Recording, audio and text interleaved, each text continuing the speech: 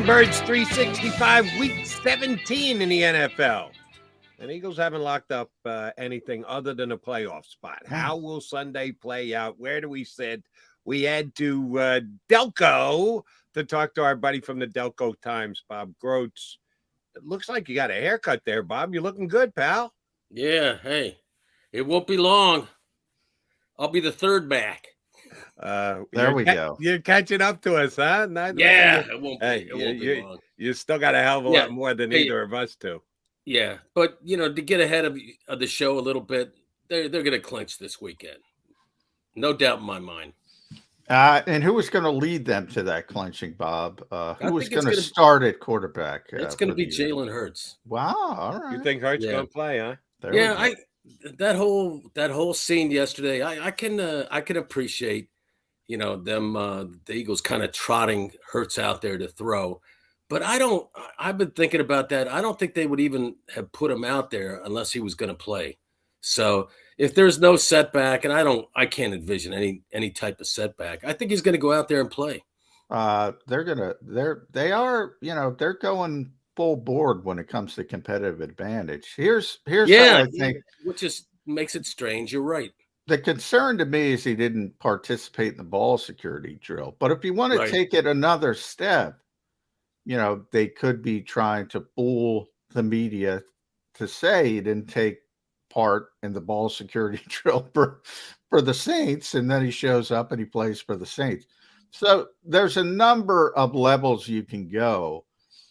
But, should they panic? This is not a good football team, the Saints. Clearly, you're teetering on his availability. Is there too much panic worrying about the Saints? Shouldn't they be able to beat the Saints with Gardner Minshew? Yeah, they definitely should. But if they come out and get off to a slow start, if something happens, the Saints don't have a lot of takeaways, but they have a pretty good special teams, and this could be the game where that secondary. They have baby. Fake punt week. Yeah, but they have a good return game. They have a lot of playmakers in that secondary. Now it hasn't worked out. It hasn't translated. But if something like that happens, if they get hot, hey, that could be problems for the Eagles. And they can also run the ball with Kamara. And now wait, ho, time out, Philadelphia. Which is it? You started by saying, Eagles are in. Don't worry, they've already clinched it. Now you're running down all the potential problems they could run into. Which one are you leaning toward, Mr. Grotz? Well, all right, here's the way I'm putting it. The Saints have to play a perfect game, and the Eagles have to come out and start slow. So, and I don't see that happening. Okay. But, do they have a puncher's chance? Yeah, definitely. So, the Eagles have played pretty well in the games after they've lost, not just this year, but last year. They've come out pretty well. So they got that going. But, the quarterback thing, you just don't, there's some variables here that could make it interesting. But I still don't see it being a problem. By the way, Kamara, I don't think Kamara's practiced this week. So I don't know. But they expect him there for the game. It was personal reasons, so who knows what's happening. And I think Kamara's going to play, but I got bust job. A guy like him, how could that not help him having a few days off to rest his legs? That's a good point. Good point. This year, after the only Eagle loss was the Indianapolis game, where they trailed in the fourth quarter against a mediocre team. So I'm not sure I'm buying into you. They got this bounce back ability after losses. They only had one, and they by the way, Jody, by the hair on their chin. But that second half, Jody, they played really well in that second half, especially the defense. Jalen defense just turned it around. Defense played well. Jody, I want you to throw your theory at Bob because I want to hear his. I love Grotz, but I don't know if he'll. I told you they were going to start 9-0 this year, right, Jody? No. That's not what we're talking about. Something else. If you haven't been watching the show, I threw this out on WIP 2 days ago and have been getting responses ever since. By the way, bunch of Eagle fans thought it was pure genius yesterday. Oh, well, yeah, I know that, Jody. That's not a feather in your cap, but throw it at Grotz. Right. The only thing that matters is what happens on Sunday. I've suggested, and yesterday's partial participation by Jalen actually bolsters my argument a little. I think that Jalen Hurts will be active. I'm saying this is a possibility. He could potentially be active on Sunday, but not start. That Gardner Minshew starts. That the Eagles activate all three quarterbacks, and Jalen Hurts' sole purpose is, in case of emergency, break the glass. If Gardner Minshew goes down on the 6th play of the game, if the Eagles are losing 17-10 with 12 minutes left to go, then Jalen Hurts goes in for whatever limited amount of time they need him to, knowing full well they're putting him at risk. But it's a risk-reward thing, and it's worth it because you desperately need the game. He is the backup or third-string quarterback. You can even activate Ian Book. So just in case you're up 34-7, and that's when Gardner gets hurt, you go, Ian, go in and hand the ball off because we're not putting Jalen into a 34-7 game. Is there any chance he is active Sunday but never sees the field because they want to stay in protection mode? I think if he's active, he starts. I don't see him coming off the bench. For Gardner Minshew, yeah, I don't know, Jody. I appreciate what you're saying, but yeah, didn't Gardner Minshew start last week? Yeah, and he's got a very good chance to start this week. And both you guys are laughing at Gardner, really? No, I'm not laughing at Gardner. I'm laughing at the thought that the Eagles wouldn't start, would dress Jalen Hurts, and not start him. What I'm laughing at is the PA announcer saying, "Now replacing Gardner Minshew, Jalen Hurts." That's what I'm like. I don't think you'll ever hear that. You don't think the stadium would go nuts? It would, but I don't think you'll ever hear it. Yeah. The Eagles, they'd go nuts too if the PA announcer said, "Fire, fire." Yeah. The Eagles showed tremendous, and they should, by the way, at this point. Not always, but they will show tremendous deference to Jalen Hurts. They will not dress him as an emergency backup. That's the part I'm laughing at. Just because I know Nick, I know the organization. They're not going to do that. If he's healthy, he's going to start. If he's active, he's going to start. And that's what I'm surprised about. I'm surprised that the organization is even considering it. And maybe they aren't. Maybe they're just playing games. All right, so let me take it a step further. I'd like a response from both of you two guys. On Saturday, Nick calls Jalen into his office and says, "Here's what we're thinking about, Jalen. We can go one of two ways. We don't want to expose you for the entire game. We think there's a chance of re-injury. There is a possibility you could go down. We could lose for the playoffs. And we don't want to do that. We don't want you taking 70-some-odd snaps this week. But we're thinking about activating you. Gardner's going to play. If you never need to get in the game, that's best case scenario in case. But if we need you to save the game for us, Jalen, we want you to be able to just jump in there. We're hoping that never happens. The game plan is you never see the field on Sunday. If you can't stomach that, well, then we're just going to make you inactive, and we're going to go with Gardner.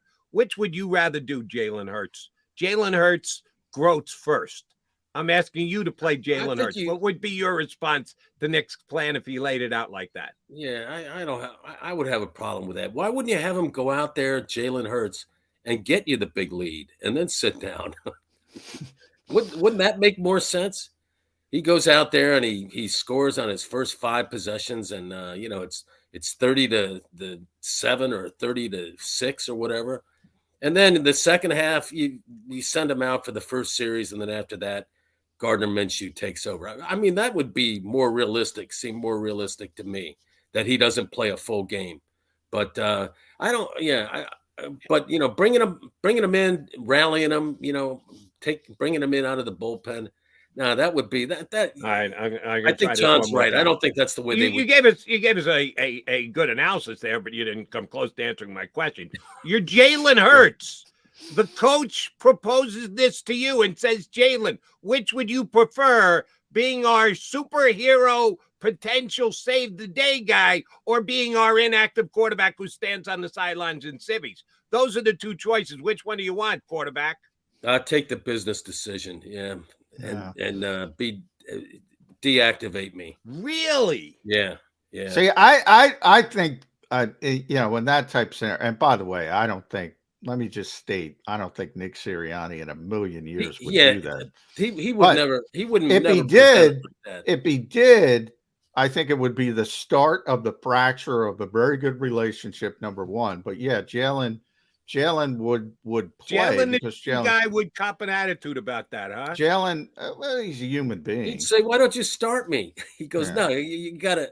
I'm not coming." I believe Jalen would do whatever. Well, do you believe Jalen wanted to start last week in Dallas? Yeah, I do. Well, then why wouldn't he have a bad attitude now if the Eagles chose not to start? Because he's not starting. Because you're not asking him. You're asking him to be the backup. Yeah, if that's he's a big deal. Yeah, he'll go out there and play. That's a big deal. Yeah, it is a big deal for players. They already took the MVP away from him last week by not letting him play against Dallas. I mean, he needed a big win over Dak and a decent opponent to get some more votes. He's got no shot at that. Now. I have much more faith in Jalen Hurts being a diehard Philadelphia Eagle, do what's right by the team, understand their difficult situations as the season unfolds than either of you guys. Well, I have much more confidence in Nick Sirianni that he would never put that in front of him. I mean, he's too good of a coach. He's too smart of a coach. You never want to put Dallas Goedert again, thought he could play probably 2 weeks after he got hurt. I mean, from his perspective, thought he could play. Belt fine as a lot of these injuries, but he broke a small bone in his shoulder and it needed to heal. And the Eagles were like, you can't play. You can't play. You can't play. That's why I'm surprised they're going down this road with Jalen. It's pretty clear cut. Either you can play or you can't play. And if he can play, he's the starting quarterback. And to Nick Sirianni's credit, he's consistently said that.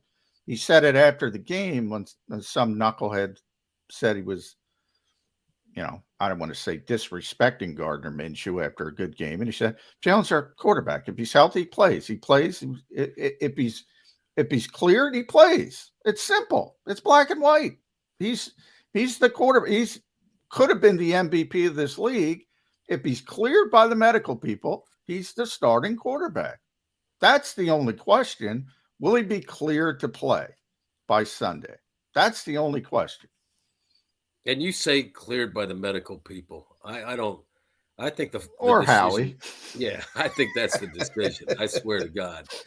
I keep hearing all this stuff again. Howie's really active in who's up and who's down. Howie. Game day and that, and hey, they're 13-2. So it's working with this schedule. Howie stayed at Holiday Inn Express, so he's got expertise. I gave him a free plug. Come on. Yeah, they're good for Holiday Inn. You think, I asked this of Johnny Max, so I'll ask you too, Bob Grotz. Do you think the Eagles elevate another DB this week? If Maddox is going to be out, they just for body purposes could use another DB. We assume that Josiah Scott, despite having a pretty bad week last week, is going to be the guy who's stepping in for Maddox because it doesn't look like Chauncey Gardner-Johnson's going to be back. They need another body defensive back, or if somebody gets hurt here, like Josiah Scott, somebody's got to step in. Could be Zach Mack, could be Josh Jobe. Will they add another DB? How does the depth chart go with the defensive backs with Maddox's injury? Yeah, they'll have another guy out there just in case. You gotta when you look at except for Olave, the Saints, they don't have it. And Kamara their leading receiver. He's banged up. Olave's dealing with a hamstring. They don't have too many threats there. So, but I think they'll answer the question. Yeah, and the other thing is they just need to kind of dumb it down a little bit. Their defense. Yeah, they do. That's exactly it. They're trying to do too much, and it it was amusing to me that when Jonathan Gannon was talking about that 3rd and 30, they got to do a better job of communicating. He's got to do a better job of communicating that to the player. There were a lot of other plays in that game. They gave up 40 points.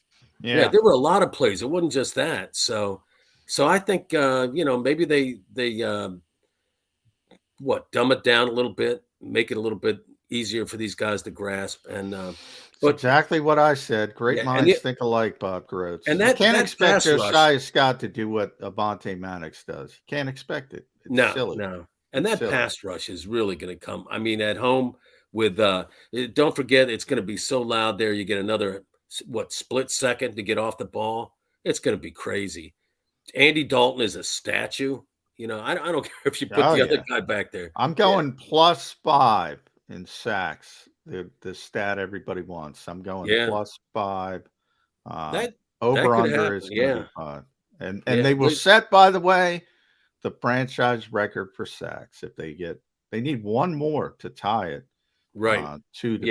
That's going to be easy. Yeah. And you'd like to, if they're going to set it, you'd actually like to see them set it in 16 games, so you don't have to talk about asterisks of 17. Yeah. It's still not the same thing, because the other Eagles team that had it in '89, I was telling John this the other day. Those back then teams ran the ball a lot. They didn't pass as much. Yeah. So, those stats were manufactured by the Eagles getting leads and forcing the opponent to throw the ball a little bit more. But that was a different era. So is this going to be the greatest Eagles pass rush of all time? Statistically. No. Yeah, but on that, who was on that? Who was on that 89 team, right? Reggie, Clyde, and anytime you talk about Reggie and Jerome Brown. And they all had double-digit sacks. Yeah. All right, question for both you guys. We're talking about you can't expect Josiah Scott to just plug and play and be Avonte Maddox. Well, the same thing could be said about right tackle Jack Driscoll. I don't care if he's the best. Last week we were talking about, Gardner Minshew, the best backup quarterback in the National Football League. Jack Driscoll, maybe the best backup right tackle. It's a big drop-off. Just like it is from Jalen Hurts at MVP level down to whoever's taking over. I don't care where he ranks against any other backup quarterbacks in the league. Lane Johnson is the best right tackle in the National Football League. So whoever you put in there, there's a massive drop-off. Do they game plan around it? You can't just plug the guy in. The tight end more on that side. Right. More 12. Keep a back in to help on the blocking. How does Steichen cover just in case Jack Driscoll isn't Lane Johnson? All those things that you just mentioned, and they run the ball more too. When you have typically that's what happens when you have a replacement there. To get in a rhythm, you run the ball. Now, Jack Driscoll isn't the greatest run blocker, but he's decent, and you still got 4 of the guys in that line they're all Pro Bowl level. I mean, every last one of them, and a couple are going to be all pros. So, Lane won't be out there. So you do miss Lane, but come on, 4 other guys are still there. Yeah. I mean, that's pretty good. I mean, that's impressive talent there. And that's why, Jalen's had a great year. And I think AJ Brown is the unsung, MVP of the team. He just gave him a swagger. But for all as good as they've been, that offensive line has really carried the offense. I mean, if you're being honest, I mean, it starts up front, right? Definitely with the Eagles. So even with 4 guys, I think you're okay. Well, let's talk about the running game, Bob, because I think that was the most noticeable aspect of Jalen Hurts' absence. The Eagles threw the football great for the most part against Dallas. Big numbers. He didn't like the 2 interceptions, but there's some rust with Gardner Minshew, year off, all that. Quez could have fought for the football, yada, yada, yada. But that inside zone, everybody has, hey, just hand the ball off to Miles Sanders. Well, that's what they did against Dallas, and it wasn't too effective without the threat of Jalen Hurts being that +1 in the running game, taking the football out, zone read. Wasn't as effective. 3.1 yards per carry, another fumble, and Miles got hurt. Hurt his knee. Now it looks like he's going to try to play through it. Is it just as simple as hand the ball off if Jalen Hurts isn't out there? Yeah, no, that definitely. I mean, Hurts definitely opened it up for Miles, and he put some doubt in that defense. He kind of froze defenders, including the defender who was mirroring him or shadowing him. I mean, so yeah, you're gonna, and even if if he plays this weekend, I'll tell you, I'm looking forward to what the game plan is being. Like Nick and Shane, what is your game plan with Jalen in terms of keeping him healthy and whole through this game? That to me is a fascinating caveat here. Like, what are they going to do? And because if I was become a pocket quarterback, do you take that a little bit more? He yeah. did that this year, and I have to think about the game, but he did that a little bit this year. He stayed in the pocket for a game, and he had a lot of success. Week 2, Minnesota just played that zone, and he just cut them apart. So he proved he can do it. Yeah. Now this is a much better secondary, if you ask me. Yeah, with the Saints, and their numbers reflected in the pass defense. But truth be told, I'd be a little bit. I mean, Jalen wanted to play last week, and I don't think the injury is as severe as missing a game. I don't know, but I heard that it wasn't that bad. Okay. And look for him to be out there. I thought he was going to play last week in Dallas. So the fact that he didn't also tells me this, that there was a little bit of a lack of confidence in this offensive staff coming up with a game plan with Jalen Hurts where he could be protected, Wow. So that they might have a little bit of an axe to grind there. I mean, they're all on the same page, Whoa. So-called group decisions. Time out here.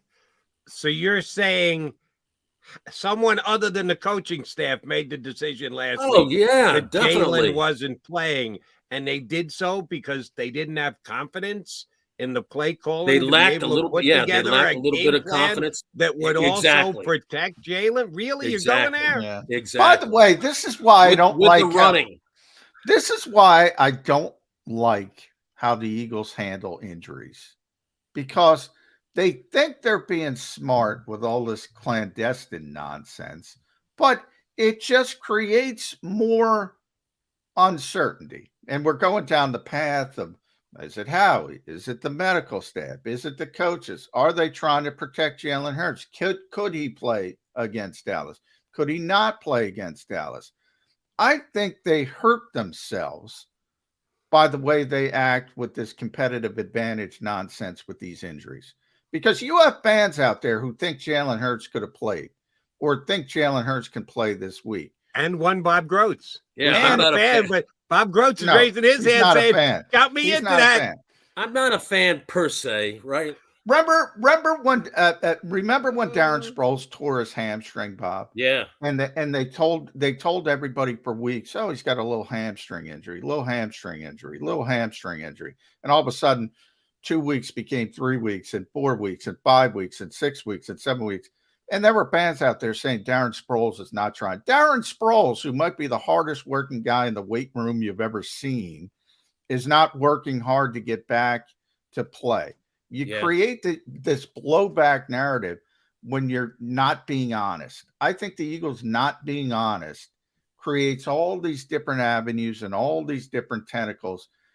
Does Arch Denoda say Jalen Hurts can play or Jalen Hurts cannot? He should be the only guy making that stinking decision. The only guy. And again, the only guy. I don't know the extent of that injury, obviously, but I really do believe that is a component in here, Jody. I kind of which is another reason why I think he's going to play this week. Wow. If Not, that's the not case, to justify that, but Bobby, you may be right. None of us know for sure, but if it is the case, wow, that's a major divide between the front office and the coaching staff. I wouldn't You're call it a major friggin' divide. 13-1, and you don't have enough confidence in the coaching staff to be able to come up with a game plan to keep your quasi-injured quarterback upright? You're writing a What column more for does me. Sirianni have to do than go 13-1? That's a great column idea. Yeah, there we go. Take it, Bob. Give it to Jack Mac. Do what you need to do with that column. Because I want to read it. Go with it, boys. And let's be honest. I hope you're both wrong. I hope the column goes up in flames. You might be right, but let's be fair. Because that's sad if that's the case. Let's be fair. They've had some pretty good plans this year. They've had some great plans. They had a great plan against Trayvon Diggs. They had a great plan. Jalen taking off against the Bears. I think a lot of that was on his own. So, there's only so much the coaching staff can control. But hey, if I'm on that coaching staff and there was a chance that my quarterback could play, and they're saying, no, we're going to sit him down, you guys. This is best for the organization. This is best for the Eagles. I'm thinking, so you don't give a shit about. Oh, excuse me. Yeah. You don't give a care about. Nobody's getting in trouble here. This is not we can do overseen by the FCC. Yeah. We're okay there, Bob. All right. Yeah, but this is going to be it's going to be interesting to see if he plays, number one, and number two, what kind of a game plan are they going to have for him? I fully think he's capable of operating in the pocket and running less, and them being equally effective. So. At Bob Grotz, Delco Times, we're going to be looking for that. So read them there. We want to see that column. I think I missed that column. Yeah. But you know what? After the game, scoop it up. I'm sure the coaches will be willing to talk about that, right? Yeah, I'm sure. Since we've gone so now, far, race down to talk to the coach right now. By the way, I'll see you up there today, Johnny. Yeah. So far, we've gone so far outside the box today. I want to go there one more time. Between Grotz saying the coaching staff doesn't have the confidence of the front office to be able to come up with a game plan for a quasi-hurt Jalen Hurts. For me saying Jalen Hurts will be activated and be the backup quarterback. We're going to great lengths here today. I should be turning my tape recorder on. That's the first two paragraphs of the column right there. There you go. For God's sakes. Here's the other one. Is the Eagle coaching staff, and if they do, shame on them because they can't even come up with a game plan, so they shouldn't be distracted. They should be narrow focused. But will they be watching the scoreboard? That if the Giants go up 28-0 on the Colts, and the Giants are coming in next week with nothing to play for, and that game becomes it's damn winnable to begin with, just because they've already played the Giants and kicked their asses up in New York. They should be able to beat them again. Now you're bringing in a less than stellar Giant squad because they're going to protect their players because they've already clinched and got nowhere to go in the playoffs. Does the score of the Giant game factor into any decisions the Eagles make second half on Sunday? No, they're not going to have to worry about any of that. They're going to be Jody. They're going to be so far ahead. Now he's back to Mr. Positivity. Yeah. This one's never in doubt. I don't have any respect for the Saints. So the stadium's going to empty out at the end of the third quarter because it's New Year's. I hope so. It's going to empty out. You're going to have some people stagger out, other people, walk out pick up hair of the dog to pitch in the parking lot. It'll be. By mid third quarter is what you're telling me? Yeah, Andy Dalton. Oh man, he's going to look like a bug that falls. The Red Rifle, 3-0 lifetime against the Eagles. Yeah, the Red Pop Gun. The Red 3-0 lifetime against the Eagles. That's a Jeff Kerr stat, right? Oh, we get a Jeff Kerr. Where did I see that? Oh, is it Inside the Eagles? My buddy Jeff Knox. I saw that one. Good for him. You know how when a bug falls, some of those bugs fall on their backs and they can't turn over. That's gonna be Andy Dalton around the second quarter sometime. They're gonna have to turn him over. If I tell you it's 17-13 Eagles with 12 minutes to play, you're not sweating that, huh, Bob? No, I'm not seeing that. I'm not seeing it. I'm not seeing it. Yeah. Okay, we shall see. Mr. Grotz, it's always a pleasure. Feel free to stay away from John spilling coffee on you this afternoon and or Sunday. I'll never live down the incident, Bob. The He incident stepped up still his lives. game. John has stepped up his game. All right, you guys. I'm going to leave the studio if that's all right. All right. Thanks, you Bob. do that, Mr. Grotz. Have a good day. Drive safe. Drive safe. He's clean. He cleans up nice. That's a nice new haircut he's got. He's catching up to you. He's still got a big lead on you and I when it comes to follicles, but he is always entertaining whenever he jumps. That's why, Jody, that's why I don't like how the Eagles handle these things. I got to tell you, now that they put him out there, I was just thinking what Bob was saying. Now that they put Jalen on the practice field, you're going to have people saying he could play, he didn't play. They're being cautious with him. They don't think about this stuff. They don't think about the back end when they do all this clandestine nonsense and there's all this back and forth. Just be honest. Be honest. Be honest with the injury from day one. Say it's a grade 2 SC sprain or a grade 1, which would be better. Then you don't have these problems. But they're so concerned about creating this little sliver of competitive advantage against a bad football team, by the way, that you shouldn't even need. I don't get it. There's not much I've criticized this coaching staff about this season. I'll criticize them about this. There's no need for it. It creates unneeded problems. They get advice from the PR staff and they say, if you do this, they're going to write 15 stories. If you just be honest, they'll write the story and that'll be it. But then you have all these speculative stories. That's what we're doing here. That's what we have to do. Sure. Guess what? Guess why? Why do we have to do it, Jody? Because we don't know. So we got to speculate. That's all we can do. I think it's a matter of degrees. I think that in the right setup, keeping information close to the vest, not telling people some things you already know. I actually do think there can be a competitive advantage. You said it earlier. Jack Driscoll, we know he's going to play. You know he's going to play. We know he's going to play. The Saints know he's going to play. I don't know if he's going to play, Joey. All right. Who do you know more is going to play this week, Jack Driscoll or Jalen Hurts? I'm not allowed to say that. I'm not allowed to say that, which is part of the. Of course, you're allowed to say it. It's Birds 365. I'm asking you your opinion, Mr. Eagles beat reporter. You got to say something. I'll say this because I know who's going to start at right tackle. I'll say this: Oxum's razor. So people look that up. And you'll know who's going to start it right there. That's one of our streamers here. He comments on the show. Occam's razor. Then he's going to get it. He's going to get it. He can figure it out, huh? Yeah. All right. See, if it's something as obvious as that, whether it's on the record or off the record, yeah, you can go ahead and go on the record with that, coach, because everybody and his brother pretty much knows that. If you want to hold Jalen, the quarterback, and the difference between, and you say they're preparing for Jalen Hurts, so they just naturally prepare for, there's a difference. If I didn't know, if I'm the defensive coach in New Orleans, I'd rather prepare for both of them, because if I prepare for Hurts and then Minshew starts, he plays a little bit different. I prepare for Minshew and Hurts starts, we're screwed because Jalen can play different.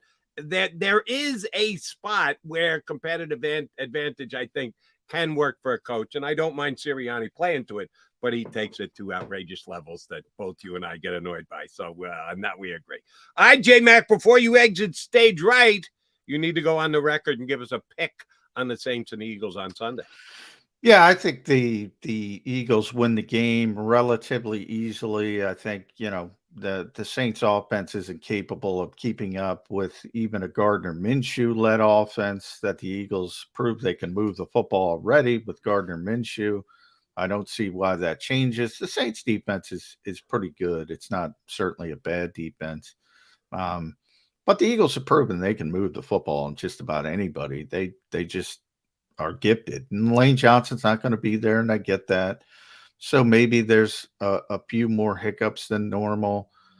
I'm thinking 27-16 game, something in that range. 27-16. So double digits they win by, somewhat comfortable. Relatively easily.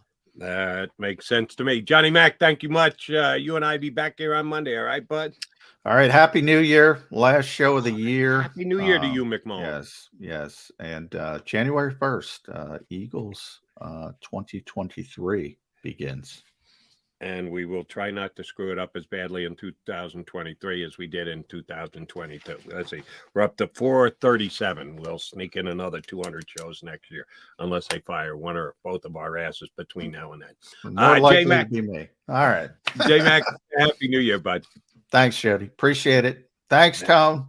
The John McMullen half of Mac and Mac here on Birds 365's got to go and get some more inside information from Nick Sirianni that he's not going to talk about here on Birds 365 because he's not allowed. Yeah. Instead, we'll get Tone coming up next. He's going to jump into Johnny Mac's spot, and then Mike Missinelli from the JAKIB Media YouTube channel postgame show is going to jump in with us in less than 20 minutes now. So keep it